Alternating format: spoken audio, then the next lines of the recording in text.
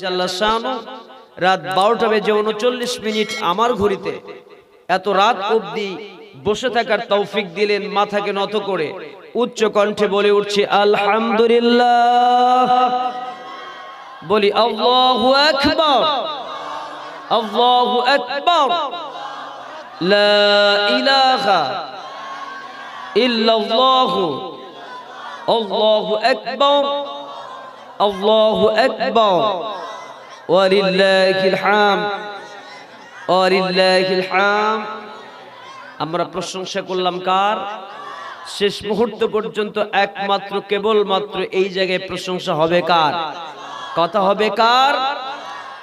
আল্লাহর। পাশাপাশি সাইয়্যিদুল মুরসালিন, খাতামান নবিয়্যিন, রাহমাতাল লিল আলামিন প্রিয় নবীর প্রতি অজস্র অসংখ্য দরুদ এবং সালাম সোনার মদিনায় পৌঁছায় দিচ্ছি।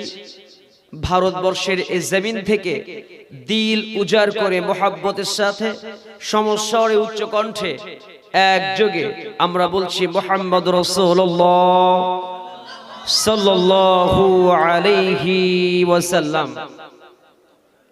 আল্লাহর প্রশংসা নবীর প্রতি দরুদ পেশের মধ্য দিয়ে, আনুষ্ঠানিকতার মধ্য দিয়ে ঘোড়ায় পাড়ার আজকের এই মাহফিলটাকে আমি এভাবে শুরু করতে চাই। আমরা যখন কোনো কাজ করব, সে কাজটা হবে কাকে কেন্দ্র করে, কার নাম নিয়ে শুরু করব? জোরে কথা বলেন, কার নাম নিয়ে? আল্লাহর নাম নিয়ে। রাত বেশি লম্বা হয়ে গেছে এবং আপনারা হয়তো গভীর রাত পর্যন্ত আলোচনা শুনে অভ্যস্ত। যেহেতু আমি খুব বেশি ভারতবর্ষে আসি না, 2014 সালে এট ফার্স্ট এসেছিলাম মালদহ হয়ে, অর্থাৎ আপনার বালুরঘাট সম্ভবত আছে, এদিক দিয়ে ঢুকে শিয়ালদহ চলে গিয়েছিলাম, হাওড়া, হুগলি, তারপরে মেদিনীপুর, ওই অঞ্চলে কিছু প্রোগ্রাম করা হয়েছে এবং আসাম, ত্রিপুরা, মেঘালয় এগুলো করা হয়েছে। তো ফারাক্কাতে এট ফার্স্ট এই প্রথম আমি আসলাম। খুব বেশি আসা হয়ে পড়ে না, ব্যস্ততার কারণে বাংলাদেশে বেশি প্রোগ্রাম করা হয়। তো আমি যেহেতু এলাকায় এসেছি, আমার ভাষা, আমার কথাবার্তা এবং আমার অ্যাটিটিউড, আমার সকল কিছু একটু ভিন্ন হওয়ারই কথা, কারণ আমি ওপার বাংলার আর আপনারা এপার বাংলার। তবু একটু জিজ্ঞেস করে নিচ্ছি, আমার ভাষা বুঝতে কি অসুবিধা হচ্ছে? পিছনের যুবক ভাইরা কথা বলো, অসুবিধা হচ্ছে? আলোচনা শুনতে অসুবিধা নেই তো? থাকবা কতক্ষণ? আমি আছি যতক্ষণ, তারপরে চলে যাবা? বলতে হবে মাহফিল চলবে যতক্ষণ, আমরা থাকবো ততক্ষণ। সুন্দর করে এই মাহফিলে যে মাইকিং করা হয়, অ্যানাউন্স করা হয়, সেই জায়গায় একটা সেন্টেন্স সম্ভবত এমন ছিল যে শ্রোতাদের ধৈর্য যতক্ষণ কুলায় না, বিষয়টা এরকম শুনেছিলাম সম্ভবত আমি। তো যাই হোক, আপনাদের ধৈর্যটা ফজর পর্যন্ত থাকবে তো ইনশাআল্লাহ? থাকতে রাজি তো ইনশাআল্লাহ? তাহলে আমার পরেও যিনি আলোচনা করবেন, আসসালাতু খায়রুম মিনান নাওম, ফজর পর্যন্ত নাকি, সে পর্যন্ত থাকতে হবে ইনশাআল্লাহ। আসুন প্রিয় ভাই আমার, আমি আজকে একটি আয়াতে কারিমা থেকে, একটি সূরা থেকে তাফসীর করব। সূরা তাওবা থেকে কিছু কথা বলবো, মনস্থির করেছি। আনুষ্ঠানিকতার মধ্য দিয়ে আমি এভাবে শুরু করতে চাই। আল্লাহর প্রশংসা দিয়ে আজকের মাহফিল শুরু হবে। প্রশংসা হবে কার? আমরা প্রশংসা করব কার? আল্লাহ সুবহানাহু ওয়া তাআলার প্রশংসা করতে হবে। আল্লাহর প্রশংসা ব্যতি রেখে এই পৃথিবীর কোনো মানুষের প্রশংসা করা যাবে না, কারণ পৃথিবীতে অসংখ্য নিয়ামতের মাঝে যিনি আমাদেরকে ডুবিয়ে রেখেছেন, অঢেল নিয়ামতের মাঝে যিনি রেখেছেন, তিনি আর কেউ নন, তিনি হচ্ছেন আমার রব। এই জন্য প্রশংসা হবে একমাত্র কেবলমাত্র কার? জোরে বলেন কার? সে আল্লাহর প্রশংসা করতে হবে। আল্লাহর প্রশংসা আগে বান্দা কখনো শেষ করতে পারবে না। ওয়ালাউ আন্নামা ফিল আরদি মিন শাজারাতিন আকলাম ওয়াল বাহরু ইয়ামুদ্দুহু মিন বা'দিহি সাবআতু আবহুরিম মা নাফিদাত কালিমাতুল্লাহ ইন্নাল্লাহা আজিজুন হাকীম। জোরে জোরে বলি আল্লাহু আকবার। আল্লাহ রাব্বুল আলামিন জানিয়ে দিলেন বান্দারে, এই তাম পৃথিবীর যত পানি রয়েছে, এই শুধুমাত্র পদ্মা নদীর পানি নয়, ফারাক্কা বাঁধের আশেপাশের পানি নয়, ভারত মহাসাগরের পানি নয়, তাম পৃথিবীর জমিনে যত পানি রয়েছে সমস্ত পানিগুলিকে যদি কালি রূপে রূপ দেওয়া হয়, তাম পৃথিবীর জমিনে যত তরুলতা বৃক্ষরাজি রয়েছে সমস্ত গাছপালা তরুলতা গুলোকে যদি কলম বানানো হয়, লিখতে লিখতে পানি রূপী কালিগুলি শেষ হয়ে যাবে, কলমগুলো অকেজ হয়ে যাবে, কিন্তু আমার রবের কালিমার ব্যাখ্যা লেখা কখনো শেষ করা যাবে না। কিন্তু আল্লাহর কোন গোলাম যদি সুন্দর করে একটা সেন্টেন্স সুন্দর করে পড়ে নেয়, আলহামদুলিল্লাহি রাব্বিল আলামিন, তাম পৃথিবীর জমিনে যত প্রশংসা আছে সমস্ত প্রশংসা একমাত্র কেবলমাত্র আল্লাহর একটা সেন্টেন্সের ভিতরে সুন্দর করা সব ইনক্লুড হয়ে যায়। বলেন সুবহানাল্লাহ। সে আল্লাহর প্রশংসা করতে হবে। সে আল্লাহর প্রশংসা কেন করব? কোরআনুল কারীমকে যদি প্রশ্ন করা হয়, ও কোরআন তুমি জবাব দিয়ে দাও, উত্তরটা দিয়ে দাও, আল্লাহর প্রশংসা কেন করতে হবে জানতে চাই। জোরে বলুন তো, কোরআনুল কারীম তার জবাব দিতে পারে কি পারে না? এই কিতাব তেমন একটা কিতাব, মা ফাররাতনা ফিল কিতাবি মিন শাই, তাম পৃথিবীর জমিনে যত বিষয় রয়েছে, যা কিছু আছে সকল কিছু কোরআনুল কারীমের ভিতরে ইনক্লুড হয়েছে, ইনভলভ হয়েছে, সকল সমস্যার সমাধান দিতে পারে আল কোরআন। জোরে কথা বলেন, সকল প্রবলেমের সলিউশন দিতে পারে হোলি কোরআন। জোরে বলেন ঠিক কিনা? তাই কোরআন সুন্দর করে জবাব দিচ্ছি, ইয়া আইয়ুহান নাসু উবুদু রাব্বাকুমুল্লাযী খালাকাকুম ওয়াল্লাযীনা মিন ক্বাবলিকুম লাআল্লাকুম তাত্তাকুন। জোরে জোরে বলা যায় কি আল্লাহু আকবার? আল্লাহ তাআলা বলছেন, ইয়া আইয়ুহান নাস, হে মানব জাতি, সুবুদু রাব্বাকুমুল্লাযী খালাকাকুম, সেই রবের গোলামি করো, সেই রবের আনুগত্য করো যে রব তোমাকে সৃজন করেছেন। আর তোমাকে শুধু সৃজন করেন নাই, তোমাদের পূর্ববর্তী যারা পৃথিবীর জমিনে এসেছিল আল্লাহ রাব্বুল আলামিন তাদেরকেও সৃজন করেছেন। আশা করা যায় তোমরা মুত্তাকি হতে পারবে। জোরে বলেন সুবহানাল্লাহ। জীবন দিয়েছেন যিনি, আইন মানব। কথা বলেন, জীবন দিয়েছেন যিনি, আইন মানব তার, আইন মানব তার, হুকুম মানব, বিধান মানব। আল্লাহ ছাড়া এই পৃথিবীতে আর কারো আইন মানা, বিধান মানা যাবে না, হুকুম মানা, আনুগত্য করা, মাথা নত করা যাবে না। একমাত্র কেবলমাত্র মাথা নত হবে কার কাছে? একটু জোরে কথা বলেন, কার কাছে? আল্লাহর কাছে। কারণ আমার রাজ্জাক, খালেক, মালিক সকল কিছুই তো তিনি আমার রব। কথা বলেন ঠিক কি না? তিনি শুধু আমাকে সৃজন করেন নাই, বিশ্ব ব্রহ্মাণ্ডের ভিতরে যা কিছু আছে সকল কিছুর স্রষ্টা তিনি কে? গড়েছ তুমি এই পৃথিবী জাহান, তুমি অসীম, তুমি মহান। গড়েছ তুমি এই পৃথিবী জাহান, তুমি অসীম, তুমি মহান। তুমি পৃথিবীর পালনকারী, তুমি পৃথিবীর পালনকারী, তুমি প্রভু বিশ্বজমি। আমি তোমাকে খুঁজি, আমি তোমাকে দেখি, আমি তোমার প্রেমের কবিতা লিখি। আমি তোমাকে খুঁজি, আমি তোমাকে দেখি, আমি তোমার প্রেমের কবিতা লিখি। গড়েছ তুমি এই পৃথিবী জাহান, তুমি অসীম তুমি মহান। আমার সাথে কি বলতে পারবেন? বলতে পারবেন না? বলেন না। গড়েছ তুমি এই পৃথিবী জাহান, তুমি অসীম তুমি মহান। গড়েছ তুমি এই পৃথিবী জাহান, তুমি অসীম তুমি মহান। তুমি পৃথিবীর পালনকারী, তুমি পৃথিবীর সৃজনকারী, তুমি প্রভু বিশ্বজবি। আমি তোমাকে খুঁজি, আমি তোমাকে দেখি, আমি তোমার প্রেমের কবিতা লিখি।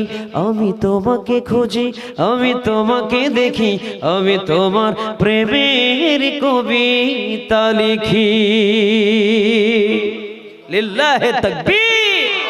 আল কোরআনের আলো, দুনিয়ার মুসলিম কয় হও? এক হও। জোরে বলি আল্লাহুম্মা আমিন। ভাই আমার কষ্ট হচ্ছে? আমার আলোচনা বুঝতে কি অসুবিধা হচ্ছে? কোনো সমস্যা হচ্ছে না তো?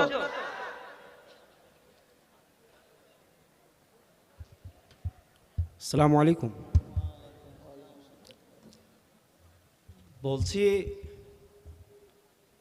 এটা তো ইসলামী মাহফিল, তাই তো?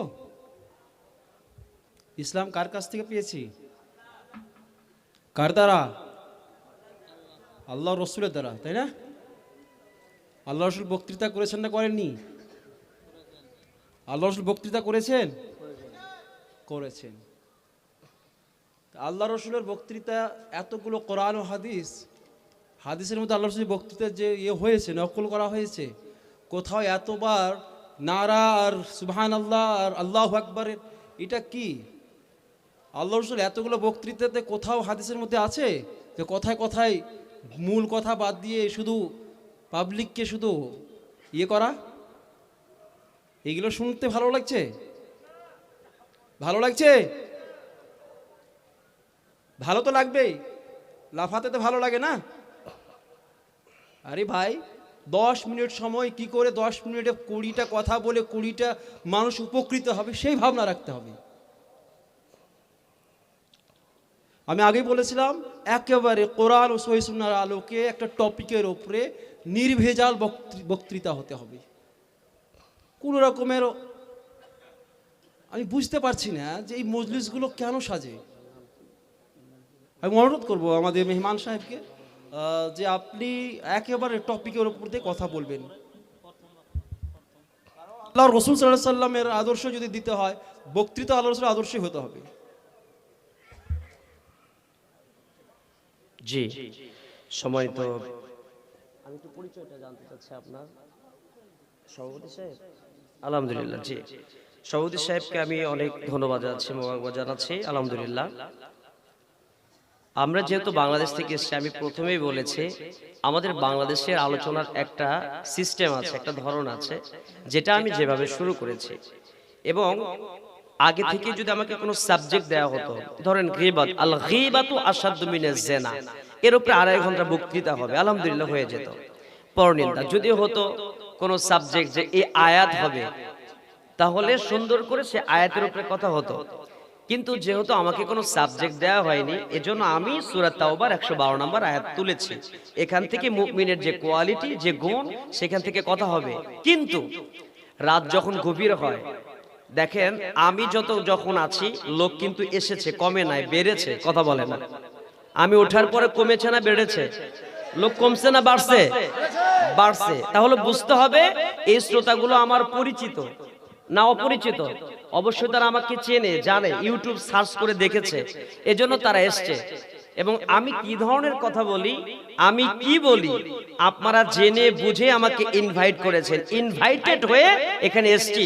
অতএব আপনি সভাপতি হন অথবা এই দেশের প্রাইম মিনিস্টার হন, আমি মেহমান আর আপনি হচ্ছেন মেজবান। আপনার কোনো কিছু বলার থাকলে সুন্দর করে এই জায়গায় আপনি লিখে দিবেন যে হুজুর এইভাবে উপস্থাপন করলে ভালো হয়। আলহামদুলিল্লাহ, এতটুকুন জ্ঞান, এতটুকুন বুদ্ধি, এতটুকুন ইন্টেলিজেন্ট আমার আছে। কিন্তু আপনি সভাপতি হয়ে মাইকটা নিয়ে এভাবে কথা বলতে পারেন। আস্তে দাঁড়াও দাঁড়াও দাঁড়াও ভাইয়া, দাঁড়াও দাঁড়াও, ওনাকে অপমান করো না। আমি এখন বলি, আপনি বলেছেন, আমি চুপ ছিলাম, এখন আমি বলবো, আপনি শোনেন। আমি অপমান করছেন আপনাকে, আমি আপনাকে অপমান করছি না, কত দ্বারা হাততালি দেওয়া যাবে না। এটা কোরআনের মাহফিল, ইসলামী মাহফিল। আমরা এখানে ইসলাম হতে এসেছি, আমরা হেদায়েতের নিয়তে এখানে বসবো। এখানে কাউকে আমরা ইনসাল্ট করার জন্য এখানে আসি নাই, আমরা সবাইকে সম্মান দিয়ে কথা বলবো ইনশাআল্লাহ। যেহেতু উনি ওপেনে আমার পক্ষে বা আমার সম্পর্কে একটা প্রশ্ন উপস্থাপন করেছেন, সেক্ষেত্রে আমিও মনে করছি এটা আমাকে ওপেনই বলা দরকার। যদি উনি আমাকে গোপনে বলতেন, তাহলে আমি এই বিষয়টা একান্ত ঘরের মধ্যে যা ওনাকে বলতাম যে সভাপতি সাহেব আসলে পরিবেশটা তো এমন না, এই জন্য বিষয়টা এরকম হয়েছে, আই এম এক্সট্রিমলি সরি। কথা কয় বিষয়টা এমন হতো। যাই হোক, এজন্য আমি তর্কে যাচ্ছি না, কন্ট্রাডিকশনে যাচ্ছি না। আলহামদুলিল্লাহ, এখন থেকে শুরু করে যা হবে কোরআন হাদিসের মতো করে হবে। এর মধ্যে আমি যে ইসলামী সঙ্গীতটা গেয়েছি, ইসলামী সঙ্গীতগুলো আসলে আমাদের কিন্তু একটু হৃদয়ের খোরাক যোগায়। যুবকরা আছে, রাত গভীর হয়েছে, তো বেশি রাত হলে সবাই ঝিমিয়ে যাবে, ঘুমিয়ে যাবে। এই ঘুমুনি থেকে একটু তাদেরকে উৎসাহ দেওয়ার জন্য মাঝে মাঝে কিছু ইসলামী সঙ্গীত বা কিছু মিসাল, কিছু উদাহরণ আমি দিয়ে থাকি। এজন্য আপনি যদি সেটা ভিন্নভাবে নেন তাহলে তো কেমন হয়।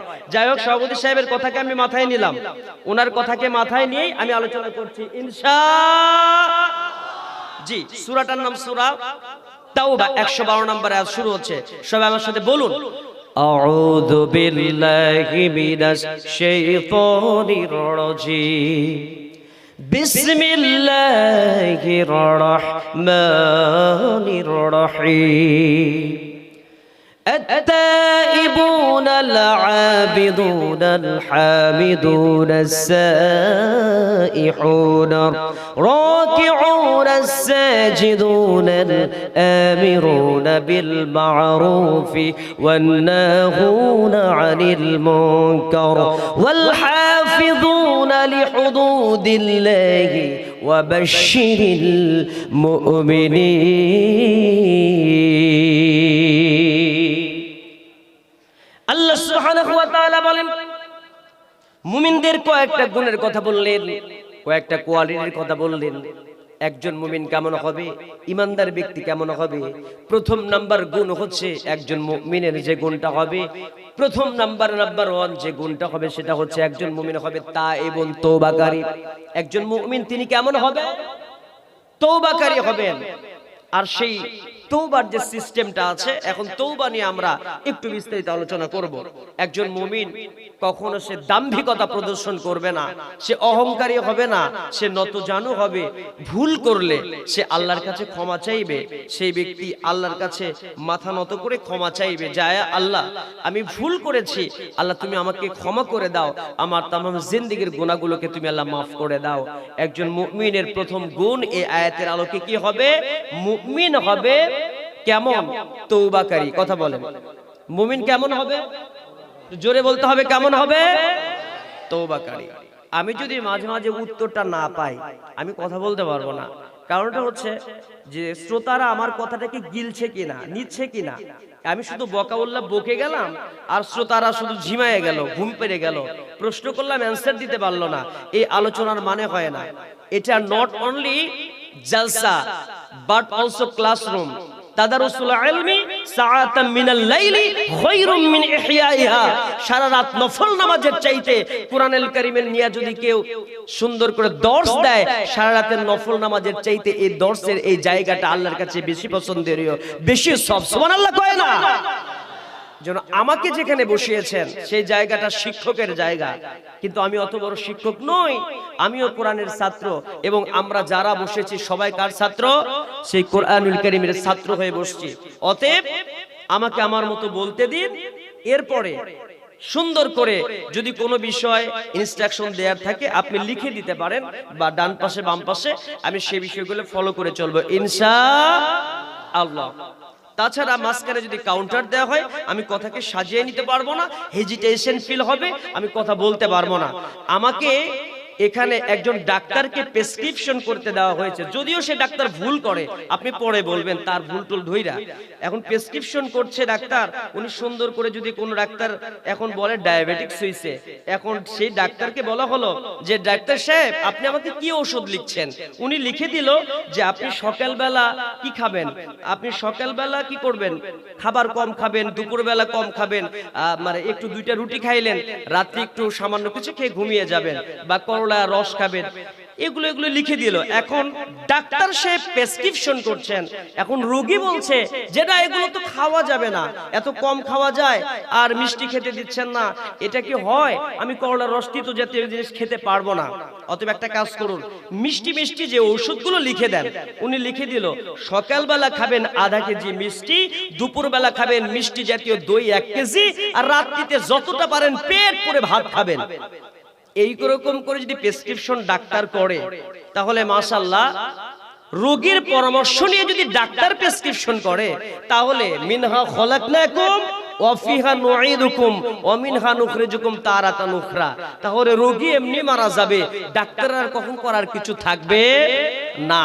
ডাক্তারকে ডাক্তারের মতো করতে দিন, এরপরে ডাক্তারের যদি ভুল হয় আর একটা ডাক্তারদেরকে ধরিয়ে দিন যে ডাক্তার সাহেব এই যে প্রেসক্রিপশন দিয়েছেন এটা আপনার ভুল হয়েছে, আপনি এমবিবিএস, এফসিপিএস, এফআরসিএস ডাক্তার, এটা তো আপনার ভুল হলো। তখন ডাক্তার সুন্দর করে কিতাব খুলে দেখবে যে বিষয়টা ভুল হয়েছে, তখন বলবে হ্যাঁ আসলে ওইটা আমি মাথায় নিতে পারি নাই, ঠিক আছে আপনার কথা রাইট। কথা বলেন, কথা বলেন। ডাক্তারকে প্রেসক্রিপশন লেখার সময় যদি গুতগুতি করেন, তাহলে সে লিখতে পারবে না, উল্টা উল্টা লিখে দিয়ে যাবে, তখন আসলে কিছুই হবে না, রোগীরই ক্ষতি হবে। একটু চুপচাপ শোনেন কি বলি, ভুল আমাকে ধরিয়ে দেন, আমি রেজে আছি, আমি তওবার নিয়তে বসেছি। আমিও কার বান্দা? আমিও কার বান্দা? আল্লাহর বান্দা। আমাদের দেশের ভিতরে তওবার যে সিস্টেম রয়েছে, তওবার কিছু সিস্টেম আছে।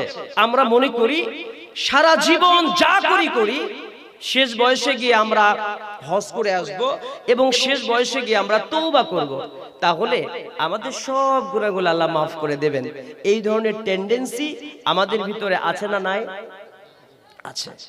কিন্তু একটা হাদিস শুনুন, যে ওই ব্যক্তির তওবা, ওই ব্যক্তির প্রার্থনা আল্লাহ কিভাবে কবুল করবেন? যে ব্যক্তি সারা জীবন অপকর্ম করলো, অবৈধ ইনকাম করলো, মানুষকে ঠকিয়ে সম্পদের পাহাড় তৈরি করলো, আর শেষে নামাজ পড়লো, ঘন ঘন হজে গেল, ঘন ঘন ওমরায় গেল, ওই ব্যক্তির তওবা তো আল্লাহ কবুল করতে পারেন না। তওবাটা কেমনে কবুল হবে? 4টা শর্তের আলোকে তওবা কবুল হয়। যদি বলেন কয়টা শর্ত? 1 নাম্বার শর্ত হলো, 1 নাম্বার 1, আপনি তওবা করবেন, এমন ভাবে তওবা করবেন সারা জীবন যে গুনার কাজ করেছেন অনুতপ্ত হতে হবে, অনুসূচিত হতে হবে। 2 নাম্বারে আপনি সুদৃঢ়ভাবে ধীর মনস্থির করবেন যে গুনাহগুলো আমি করেছি আমার জীবন চলে যাবে, এই রকম গুনাহ আর আমি জীবনে কোনোদিন করব না। এবং যে গুনাহটা করবেন না এর উপরে অটল অনড় থাকতে হবে, এই জাতীয় গুনাহ জীবনে করব না, আত্মসমালোচনা আনতে হবে।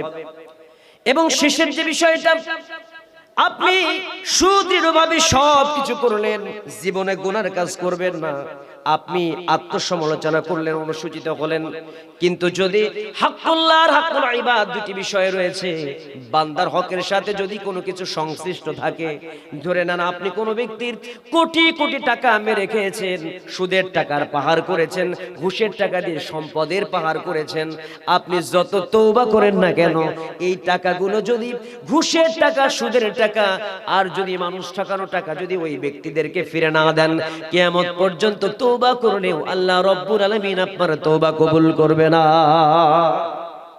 কিন্তু আমাদের দেশে কিছু লোক আছে, তারা মনে করে যা করি। একটা লোক, ফর এক্সাম্পল, আমার মুসল্লি ছিল, আমি যে মসজিদে ইমাম, যদি জাস্ট 40 জুমাবারে কথা বলি, সেই এক মুসল্লি একান্ত গোপনে আমাকে ডেকে নিয়ে বলছে, হুজুর আমি কাস্টমস অফিসার। কি অফিসার? আমার কথা বুঝতে পারছেন আপনারা? জোরে বলেন, কি অফিসার? Customs officer. তো আমি তো ঘুষ খাই না, ঘুষ আমারে খায়। কথা বুঝেন না? আমি ঘুষ খাই না, ঘুষই আমারে খায়। বলে কেমনে? আমি তো টাকা চেয়ে নেই না হুজুর, আমি রাত্রে বসে তার মানে বাসায় এসে ঘুমাই, রাত 12টা বাজে, 2টা বাজে, 3টা বাজে, এক ব্রিফকেস ভর্তি টাকা এনে প্লিজ স্যার একটু টাকাগুলো রাখেন, আর এই বেশি কিছু না, একটা সিগনেচার একটু দিয়ে দিবেন, আমার একটু উপকার হবে। তো এই এক ব্রিফকেস টাকা দিল, ধরে নেন 20 লক্ষ টাকা। তাকে কেন দেয়া হলো? সরকারকে ভ্যাট দিতে হবে। সরকারকে যে ভ্যাট এসছে, যে বিজনেস করে, ধরে নেন বিজনেস তার ভ্যাট এসছে, সরকারের কাছে দিতে হবে 50 লক্ষ টাকা। জোরে বলেন কয় লক্ষ? 50 লক্ষ বা 1 কোটি। 1 কোটি টাকা সরকারকে দিতে হবে, গভর্নমেন্টকে দিতে হবে। সেটা লুকিয়ে সে করলো কি, কাস্টমস অফিসার যারা আছে বা সরকারি কর্মকর্তা, তাদের কাছে এসে অনলি 20 লাখ টাকা দিয়ে আর 30 লক্ষ টাকা সরকারকে ভ্যাট দিয়ে, এই 30 আর এই 20 50 লক্ষ, কিন্তু আর বাকি 50 লক্ষ ফাঁকি দিল কাকে? সরকার। কথা বলে না কাকে? সরকারকে যে ফাঁকি দিল, এই যে ফাঁকি দেওয়ার টাকাটা সে নিজে নিল। বলে দেখেন আমি তো চেয়ে নেইনি, আমি তো জোর করে নেইনি, আমার এমনি এমনি দিয়ে যায়। আচ্ছা বলেন তো, এমনি এমনি করে দিয়েছে? এমনি তো দেয় নাই, সরকারকে ফাঁকি দিয়ে ওরে 20 দিয়া আর বাকি সবগুলো এলোমেলো করে দিল। এইভাবে যদি কোনো ব্যক্তি ঘুষ খায়, খেয়ে নিয়ে বলছে আমি যদি আমার ধরে নেন 30 কোটি টাকা হয়েছে, আমি রেখেছি 10 কোটি টাকা দিয়ে মাদ্রাসা করব, মসজিদ বানাবো, তাফসির মাহফিল হবে, ইসলামী মাহফিল হবে, সেখানেও আমি দান করব, ইয়েতিমখানায় দান করব, তারা আমার জন্য দোয়া করবে, এত দোয়া, ইমাম সাহেব আমার জন্য দোয়া করে, এত সওয়াব, আর মাঝখানে মাত্র কয়েক কোটি টাকার গুনাহ, আমি তো হজ করে আসবো, আল্লাহ কেমনে মাফ করবে না? কথা বলেন। আচ্ছা বলেন তো আপনারাই, আল্লাহ তাকে মাফ করবে কি করবে না? আল্লাহ কি মাফ করবে? যতক্ষণ পর্যন্ত এই ব্যক্তি এই অবৈধ টাকা, মানুষ ঠকিয়ে, দেশ ঠকিয়ে যা হারাম টাকা উপার্জন করেছে, এগুলো যদি জনগণের ভিতরে ফিরিয়ে দেয়, যাদের কাছ থেকে পেয়েছে, নিয়েছে, তাদেরকে যদি নাও পায়, বিনা স্বার্থে, বিনা সওয়াবের আশায় গরিব দুঃখীর মাঝে বিলিয়ে দিতে হবে, তাহলে আল্লাহ রাব্বুল আলামিন তার তওবা কবুল করবে। কিন্তু আমাদের স্টাইল হচ্ছে যা করি শেষ বয়সে তওবা করে নেব, ওই ব্যক্তির মতো। বিচার মানে তাল গাছটা আমার, ঠিক এরকম করে তওবা করলে তওবা কবুল হবে না। এজন্য আমাদের তওবা করতে হবে কেমনে? খালেস দিলে, একনিষ্ঠ চিত্তে। কিভাবে তওবা করতে হবে, সেই তওবার শিক্ষাটা আমরা নেব সাহাবা কেরামের জীবন থেকে। সাহাবা কেরাম কেমন করে তওবা করেছেন, একটু আমরা মিসালটা, উদাহরণটা এইভাবে নিতে পারি।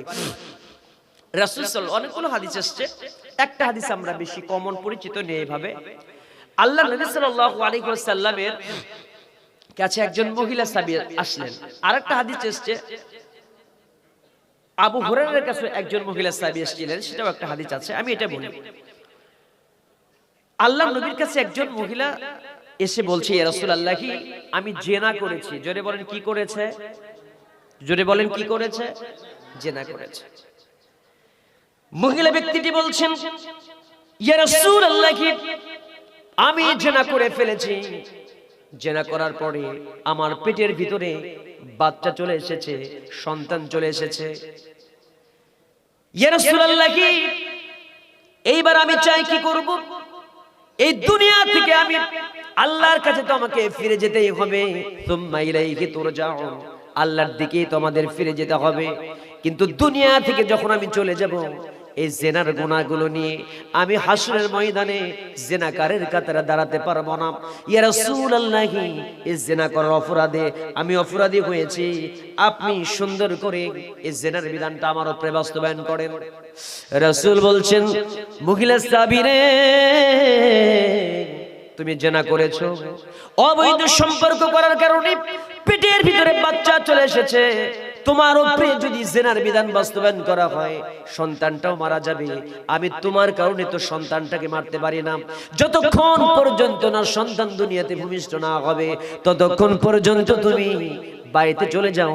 আর বাড়িতে যাবার পরে ওই সন্তান যখন দুনিয়াতে ভূমিষ্ঠ হবে, ওই সন্তানটাকে নিয়ে তুমি আমার কাছে চলে আসো। ওই সন্তানটা যখন দুনিয়াতে ভূমিষ্ঠ হয়ে গেছে, ওই সন্তানকে হাতে নিয়ে বলছি, ইয়া রাসূলুল্লাহ, এই যে সন্তানটাকে আপনি নেন আর আমার উপরে জিনার বিধান বাস্তবায়ন করেন, কারণ আমি দুনিয়া থেকে বিদায় হয়ে যাব, কখন আমার মৃত্যু হয় আমি তো জানি না। আমার মরণ হয়ে গেলে, মৃত্যুবরণ করলে আমি জিনাকারের কাতারে হাসরের ময়দানে দাঁড়াতে পারবো না। আল্লাহর নবী জানিয়ে দিলেন এই সন্তানটাকে রেখে জিনার বিধান তোমার উপরে বাস্তবায়ন করা যাবে না। তুমি ব্যভিচার করেছো, ঠিক আছে, তুমি বাড়িতে চলে যাও। তোমার সন্তানের খাবার তো তোমার শরীরের মধ্যে রয়ে গেছে, তোমার বুকের মধ্যে তো সন্তানের খাবার আছে। 2 বছর পর্যন্ত সন্তানকে খাবার খাওয়াও।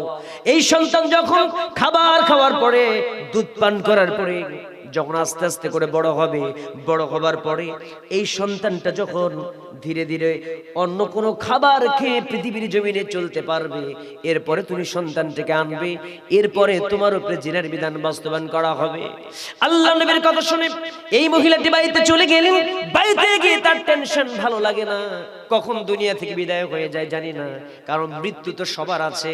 আইনামা তাকুনু ইউদরিকুমুল মাউত ওয়ালাউ কুনতুম ফি বুরুজিম মুসাইয়াদা। জোরে জোরে বলি আল্লাহু আকবার। দুর্ভেদ্য দুর্গের ভিতরে থাকলে তো মৃত্যু তাকে গ্রাস করবে। Everybody must be faced before the day of resurrection. মৃত্যুর পরে পুনরুত্থান দিবসে আল্লাহর কাঠ করে দাঁড়িয়ে তো তাকে জবাব দিতে হবে। এজন্য সে সব সময় টেনশনের মধ্যে থাকে, কখন না জানি চলে যায়। আর এই অবস্থায় যদি আমার মরণ হয়, আল্লাহর কাছে আমি কি জবাব দেব? এই জন্য সব সময় সে টেনশন ফিল করে। দুধ খাবার পাশাপাশি অন্য খাবার, অতিরিক্ত খাবার খাওয়ানো শিখিয়ে দেয়। অল্প সময়ের ব্যবধানে সন্তানটাকে সুন্দর করে অতিরিক্ত খাবার খাওয়ানো শিখিয়েছে। আর একটা রুটি হাতে নিয়ে আল্লাহর নবীর সামনে যে দাঁড়াইছে, ইয়া রাসূলুল্লাহ, এই যে দেখেন আমার সন্তানটা রুটি খেয়ে অতিরিক্ত খাবার খেয়ে জীবন ধারণ করতে পারবে হুজুর গো, অতএব আর দেরি করবেন না, আমার উপরে জেনার বিধানটা বাস্তবায়ন করেন। জোরে বলেন আল্লাহু আকবার। আল্লাহ রাসূল সাল্লাল্লাহু আলাইহি ওয়াসাল্লাম বললেন, মহিলা রে, তুমি এই পরিমাণ চিন্তা করো মৃত্যু নিয়ে, ঠিক আছে, তোমার সন্তানটাকে দাও। রাসূল বললেন, কেমন আছো? এই সন্তানটাকে লালন পালনের ভার নেবে, এই সন্তানটাকে লালন পালনের ভার কে নেবে? কিন্তু সন্তানটাকে একজন ব্যক্তি বলে উঠলো জারদ সন্তান, অবৈধ সন্তান যখন বলে ফেলেছে কেউ, একজন ব্যক্তি যখন বলেছে, রাসূল বলছেন, সাহাবীরা রে, তোমরা যাকে জারদ সন্তান বলছো, তোমরা কি জানো? খবরদার, খবরদার, যাও অবৈধ সন্তান বলবে না, জারদ সন্তান বলা যাবে না। যদি সন্তানটা এই পৃথিবীতে যে অবৈধ সন্তান তোমরা বলছো, ভুল যদি করে থাকে, বাবা করেছে, মা করেছে, সন্তানের তো কোনো ভুল নাই, সন্তান তো কোনো ভুল করে নাই। আর তোমরা জেনে রাখো, এই সন্তানটার যে ব্যক্তি দায়িত্বভার নিয়ে নেবে, আল্লাহ রাসূল সাল্লাল্লাহু আলাইহি ওয়াসাল্লাম বললেন, দুইটা নখ উঁচু করে বলছেন, মাইয়াকুল হাযা ফাহিয়া ফিল জান্নাতি কাহাতাইন। এই যে দুইটা নখ যে পাশাপাশি বসবাস করে, যেমন করে পাশাপাশি অবস্থান করে।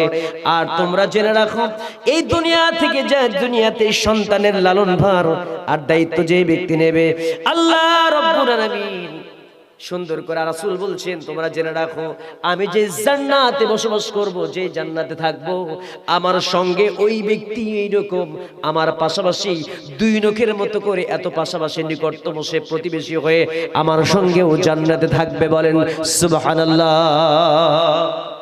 একজন ব্যক্তি দায়িত্ব নিলেন, দায়িত্ব নেওয়ার পরে আল্লাহ রাসূল সাল্লাল্লাহু আলাইহি ওয়াসাল্লাম বুক পর্যন্ত তাকে পুঁতে রেখে দিলেন।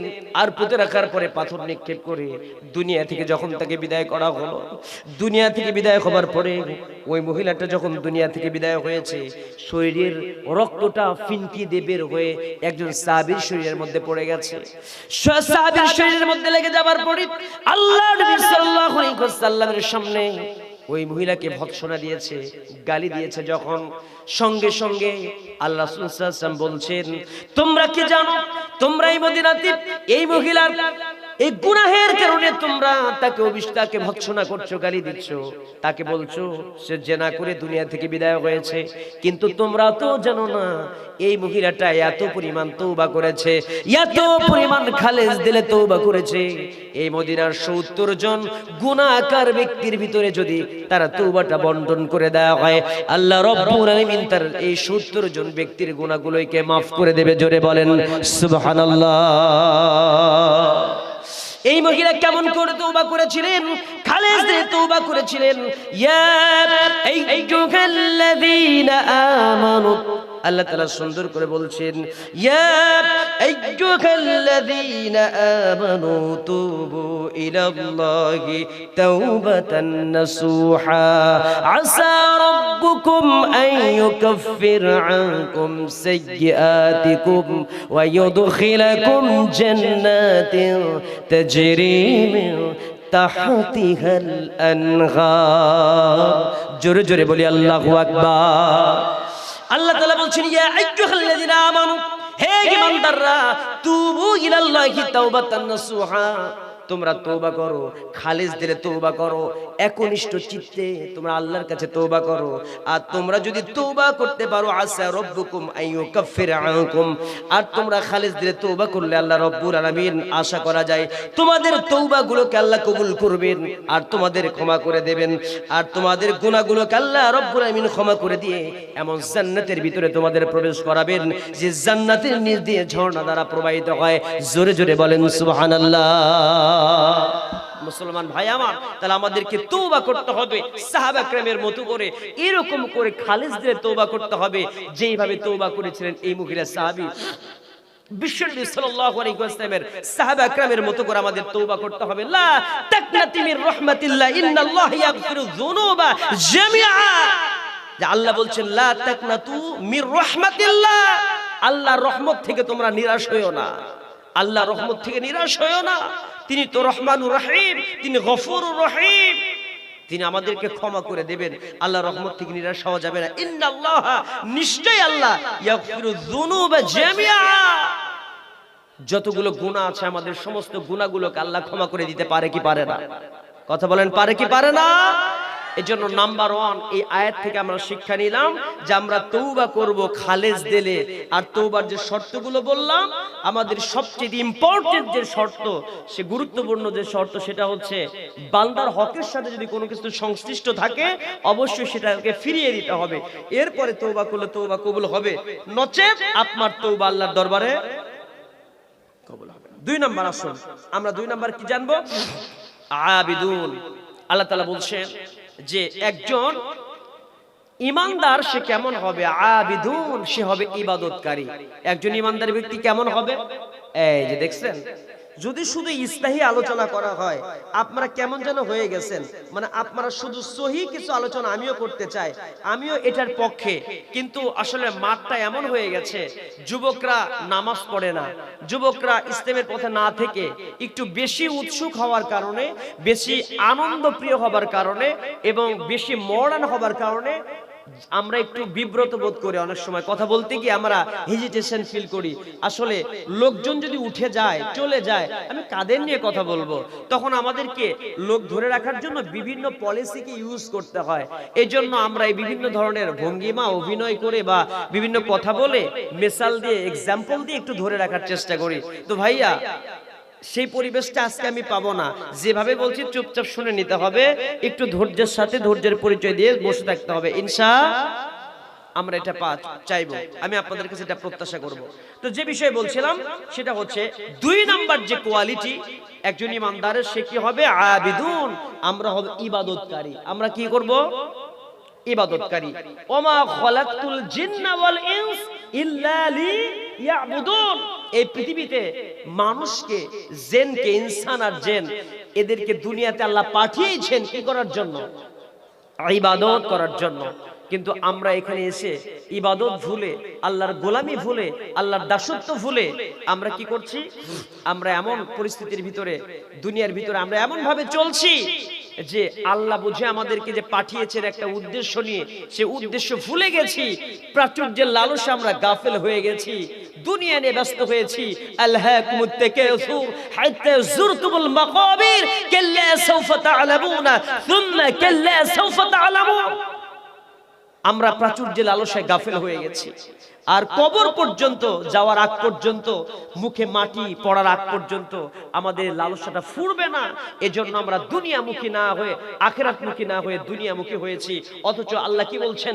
বাল তুসিরুনা বাল তুসিরুনাল হায়াতাদ দুনিয়া ওয়াল বাল তুসিরুনাল হায়াতাদ দুনিয়া ওয়াল আখিরাতু খায়রু ওয়া আবকা। দুনিয়াটা তো নিকৃষ্ট জায়গা, আখিরাতটা উৎকৃষ্ট জায়গা। আখিরাতের কথা আমাদেরকে বেশি বেশি ভাবতে হবে। আর আখিরাতকে সুন্দর করতে গেলে দুনিয়াতে বেশি বেশি ইবাদত করার দরকার আছে না নাই? বেশি বেশি ইবাদত করতে হবে। বেশি বেশি যদি আপনি ইবাদত করেন, যেটা আগে আমি বলেছি, ইবাদতের মধ্য দিয়ে আমরা জান্নাত আমাদের নিশ্চিত হবে। ইয়া আইয়ুহান নাসু উবুদু রাব্বাকুমুল্লাযী খালাকাকুম ওয়াল্লাযীনা মিন ক্বাবলিকুম লাআল্লাকুম তাত্তাকুন।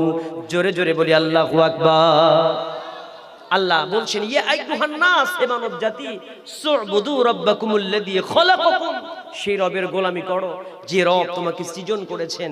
যে রব তোমাকে সৃজন করেছেন শুধু তোমাকে না, তোমাদের পূর্ববর্তী যারা তাদেরকেও সৃজন করেছেন। অতএব যিনি সৃজন করেছেন, আনুগত্য যদি করতে হয়, দাসত্ব করতে হয়, গোলামি করতে হয়, সেই গোলামি হবে কার জন্য? আল্লাহর জন্য। এরপর আমরা আরেকটা বিষয়ে চলে যাই, সেটা হচ্ছে আমরা তৃতীয় নাম্বার চলে যাব, যে পয়েন্টে আল্লাহ রাব্বুল আলামিন তৃতীয় নাম্বার পয়েন্ট আমাদের কি জানিয়ে দিচ্ছেন। একজন ইমানদার কি হবে? একজন ইমানদারের কোয়ালিটি, গুণ হবে এমন, ইমানদার হবে এমন। আল্লাহ সুবহানাহু ওয়া তাআলা জানিয়ে দিলেন, আত-তাইবুনাল আবিদুনাল হামিদুনাস সাইহুন। জোরে জোরে বলি আল্লাহু আকবার। 3 নাম্বার